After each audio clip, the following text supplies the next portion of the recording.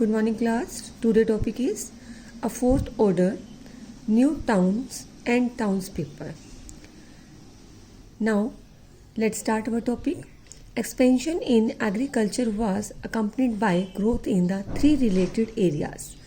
जैसे कि हम जानते हैं कि एग्रीकल्चर के बारे में टोटल हमारा टॉपिक चल रहा था, तो जैसे ही एग्रीकल्चर बहुत ज़्यादा एक्सपेंड हुआ तो उसके साथ साथ तीन ऐसे एरिया थे जहाँ पर ग्रोथ हुई, जैसे कि population, trade and town.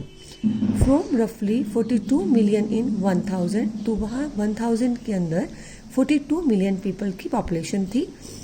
Europe's population stood at 62 million around 1200, और ये मेज़र किया गया कि यूरोप के अंदर 1200 ईस्वी के अंदर 62 मिलियन जो है पॉपुलेशन हो चुकी थी. एंड 73 मिलियन इन 1300, तो 1300 के अराउंड वहाँ पर 73 मिलियन पीपल की पॉपुलेशन थी. Better food meant a longer life span, तो क्योंकि वहाँ एग्रीकल्चर बहुत अच्छी हो रही थी तो लोगों को खाना भी पूरा मिला था, उसकी वजह से उनकी लाइफ का जो टाइम पीरियड था वो इंक्रीज हो गया. By the 13th century an average European could expect to live 10 years longer than to the 8th century. अब 8th सेंचुरी में जो लोगों की लाइफ पीरियड था वो बहुत कम था, तो जैसे ही उनका ये पीरियड स्टार्ट हुआ 13, तो वहाँ पर लोगों की लाइफ जो थी हम कह सकते हैं उनकी एवरेज 10 years ज़्यादा हो गई. Women and girls had shorter life span compared to man because the latter are better food.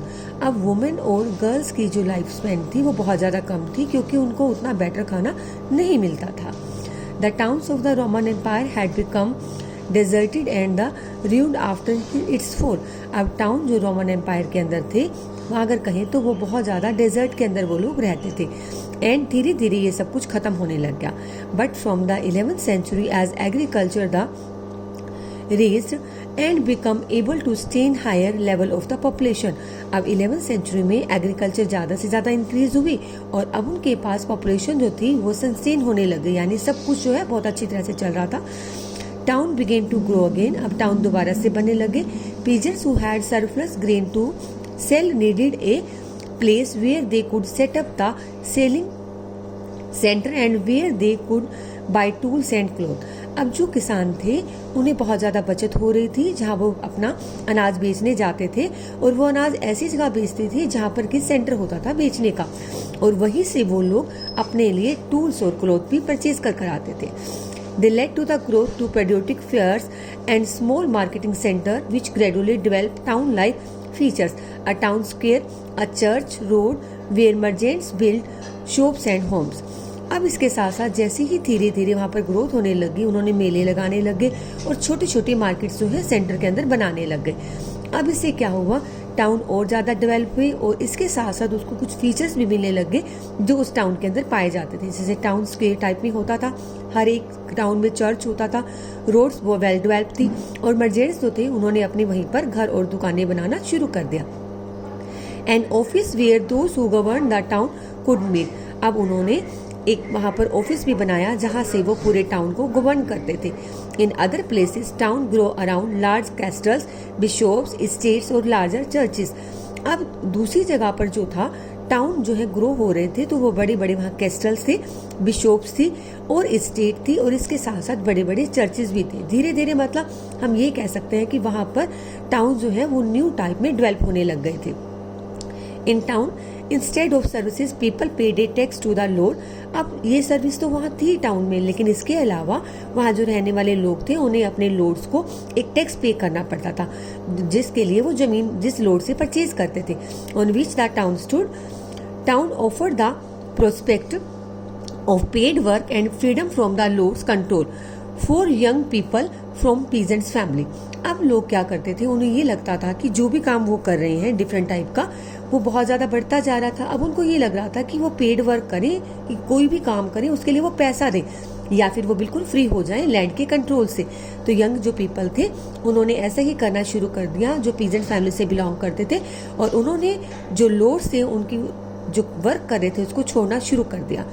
Town air makes free, यानी कि अब टाउन के अंदर हवा जो थी वो फ्री थी, यानी कि हम ये कुल कह सकते हैं जो पीजेंट्स उनके सर्व्स उनके पास हुआ करते थे उनके लिए वर्डिंग कही गई है कि वहां पर अब सब लोग जो है फ्री थे. Was a popular saying. Now town air makes free. अब टाउन के अंदर हम कुल मिलाकर ये कह सकते हैं कि वहां पर सब कुछ फ्री था। सर्व्स जो थे वो लोड के कंट्रोल से बाहर आ चुके थे। Was a popular saying. ये वाक्य उस टाइम पर किसी फेमस हिस्टोरियन के द्वारा कहा गया। Many serfs craving to be free run away. अब वहां पर सर्व्स क्या करते थे, वहां से वो भाग जाते थे एंड हिड इन टाउन, और टाउन में जाकर छिप जाते थे। If A Surf could stay for 1 year and 1 day without his load discovering him. अब जो सर्फ होते थे, अगर वो 1 साल के लिए और 1 दिन के लिए कहीं पर भी छिप जाते थे और उनका जो लोड था उन्हें ढूंढ नहीं पाता था, he would become a free man, तो एक फ्री मैन हो जाता था। Many people in town were free peasant to escape serf who provide unskilled labour. अब बहुत सारे लोग ऐसे ही वहां से फ्री पीजेंट्स होते भागने लग गए और वहां से छिपकर वो लोग अलग अलग जगह पर जाने लगे और वहां पर उन लोगों को जो पीजेंट्स हुआ करते थे उनको काम मिलने लग गया, यानी अनस्किल्ड लेबर उनको मिलने लगे। Shopkeepers and merchants were who provide unskilled labour. Shopkeeper and merchants were numerous. वहां पर शॉपकीपर और मर्चेंट्स बहुत ज्यादा थे जिनसे उन्हें काम मिल जाता था। Later there was need for individual with the specialised skill. अब उन लोगों को इस बात की जरूरत थी कि हर एक इंडिविजुअल जो है ऐसा हो जिसके पास हर तरह का काम करने का तरीका आता हो, लाइक बैंकर्स और लॉयर्स, जिनको किसी की हेल्प की जरूरत ना हो। The bigger town had population of the about 30,000। अब जो बड़े से बड़े टाउन थे वहां की पॉपुलेशन 30,000 हो चुकी थी। They could be said to be formed a 4th order. तो हम ये कह सकते हैं कि हमने अब तक 3rd ऑर्डर पढ़े हैं, अब ये जो टाउनशिप है ये पूरा टोटली इसको हम 4th ऑर्डर के नाम से कह सकते हैं कि इसके 4th ऑर्डर था। The basic of economic organisation was the guild. अब जो इकोनॉमिक ऑर्गेनाइजेशन थी उसका मेन जरिया था गिल्ड, यानी उनका बेसिक जो था उसको गिल्ड कहा जाता था। ईच क्राफ्ट और industry was organise into guild. अब जो भी क्राफ्ट या फिर इंडस्ट्री जो बनाई जाती थी उसे हम कह सकते हैं कि वो गिल्ड के द्वारा ऑर्गेनाइज की जाती थी।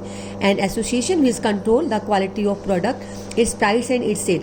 अब वो जो एसोसिएशन थी उसका काम क्या होता था, वर्क की क्वालिटी को देखना, प्रोडक्ट को, उसके प्राइस को देखना और उसको कितना उसका प्राइस लगाना है और कितने में वो सेल करना है। That is the work of association. The guild hall was a feature of every town. तो हर टाउन के अंदर एक गिल्ड हॉल हुआ करता था। It was a building for the ceremonial function. तो उस हॉल के अंदर वो अपने फंक्शंस भी अटेंड किया करते थे, यानी कि फंक्शन करते थे जो भी उनसे रिलेटेड हुआ करते थे। And where the head of all the guild met formally. तो वहां पर गिल्ड्स के जितने भी हेड हुआ करते थे यहाँ पर इसी जगह पर आकर मिला करते थे।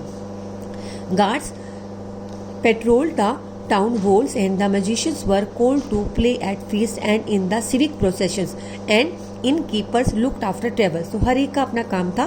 गार्ड जो होते थे वो टाउन की वॉल्स की देखभाल करते थे, जो म्यूजिशियंस होते थे वो ये जो फीस्ट दिया करते थे वहां पर वो अपने जितने भी इक्विपमेंट से उनको प्ले किया करते थे। इसके साथ साथ जो सिविक प्रोसेशंस यानी कि वहां पर रहने वाले जो लोग थे उनका पूरा इंजॉयमेंट करवाते थे। जो इनकी परसराई को मालिक हुआ करते थे वो जो भी ट्रेवल्स वहां पर आते थे उनकी देखभाल करते थे। यानी हर एक डिपार्टमेंट का अलग अलग वर्क था, सब अपने वर्क को प्रॉपरली वहां प्रेफर कर रहे थे।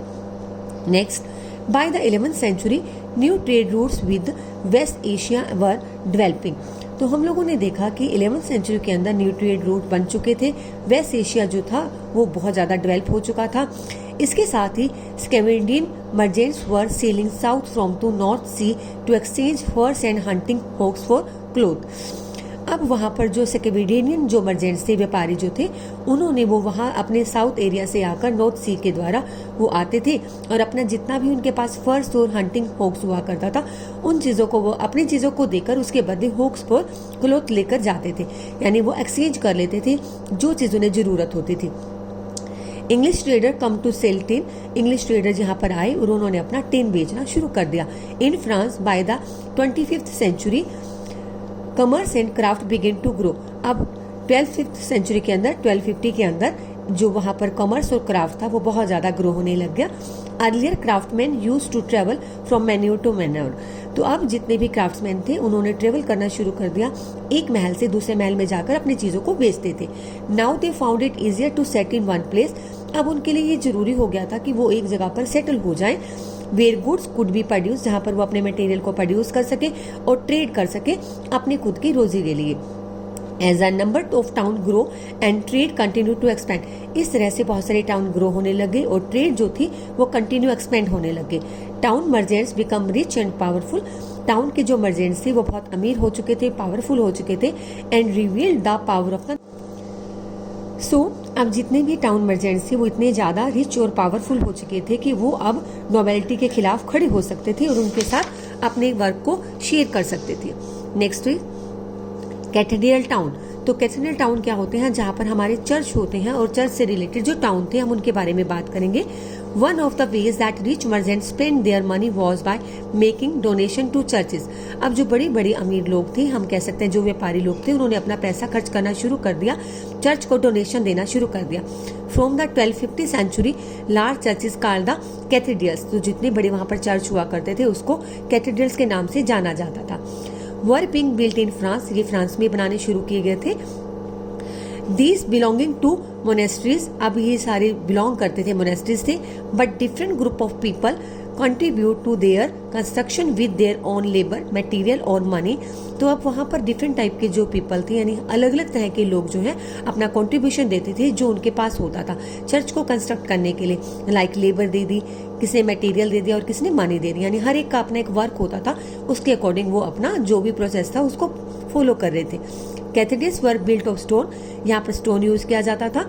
And took many years to complete, इसको बनाने में बहुत ज्यादा साल लगते थे। As they were being built, जैसे ही वो बन जाते थे, the area around the cathedrals become more populated. तो वहां पर लोग आकर वहां पर रहने लग जाते थे और वहां की पॉपुलेशन इंक्रीज हो जाती थी। And when they were completed very they become centre of the pilgrims. तो अगर हम बात करते हैं जब ये पूरा हो जाता था तो लोग वहां पर यात्रा करने आते थे। The small town develop around them, और छोटे छोटे टाउन उसके चारों तरफ बन जाते थे। Cathedrals were design so that the priest's voice could be heard clearly within the hall where large number of people gathered। अब क्या होता था, जो कैथेड्रल होते थे वो बहुत ज्यादा डिजाइन ऐसे डिजाइन होता था कि जो वह पादरी थी उसकी आवाज जो है वो क्लियरली हॉल में सुन सकते थे, जहाँ पर बहुत सारे लोग इकट्ठे होते थे।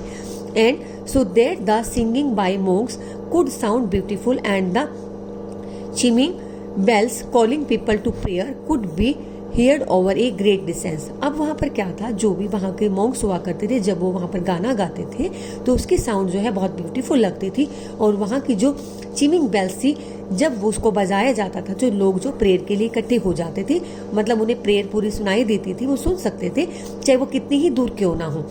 Stand glass was used for windows, वहां पर गिलास जो है स्टेन यूज किए गए थे जो विंडोज को विंडो बनाई गई थी। During the day the sunlight would make them radiant for people inside the cathedral. तो वहाँ सनरेज जो है विंडो से आती थी और वहाँ के लोग जो है वो उसको देख सकते थे कि सनलाइट, उनको पता चल जाता था कि दिन हो गया है। And after sunset the light of candles would make them visible to people outside. और जब वहाँ पर रात को कैंडल जलाई जाती थी तो बाहर से लोगों को क्लियर विजिबल होता था कि कैंडल जल रही है। और the stain glass window narrated the story in the Bible through pictures.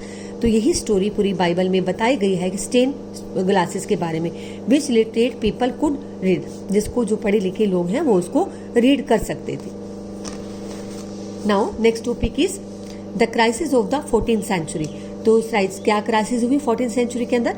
Bye the early 14th century Europe's economic expansion slow down. तो 14th सेंचुरी के अंदर यूरोप की जो इकोनॉमी थी वो धीरे धीरे बढ़ने लग गई थी। This was due to 3 factors, इसके 3 फैक्टर थे। The northern Europe by the end of the 13th century, the warm summer of the previously 300 years had given way to bitterly cold summer। तो अब क्या हुआ, नॉर्थ यूरोप के अंदर जब 13th century का एंड था तो वहां पर गर्मी में बहुत गर्मी हुआ करती थी समर के अंदर। प्रीवियसली 300 से ऐसा ही वहां चल रहा था कि वो बहुत, उसके बाद हैड गिवन वे, वहां पर बहुत ठंड होने लग गई थी समर के अंदर। Season for growing crops were reduce by a month. इस टाइम पर वहां पर क्रॉप्स अच्छी नहीं होती थी, ज्यादा कम होने लग गई थी। And it become difficult to grow crop on the high ground. तो इस हाई ग्राउंड के अंदर वो क्रॉप को ग्रो नहीं कर पा रहे थे। Storms and ocean flooding destroy many from street. अब क्या हुआ, तूफान आने से और ओशन जो फ्लड आने की वजह से उनकी जो फसल होती थी वो बहुत ज्यादा डिस्ट्रॉय हो जाती थी, विच resulted in the less income in the tax for government. अब गवर्नमेंट को टैक्स बहुत कम मिलने लग गया था। The opportunity offered by favourable climate, अब उनके पास ये था कि उनके पास एक फेवरेबल क्लाइमेट हो, ऐसी कंडीशन हो। Before the 13th century had led to large scale reclamation of the land of forest and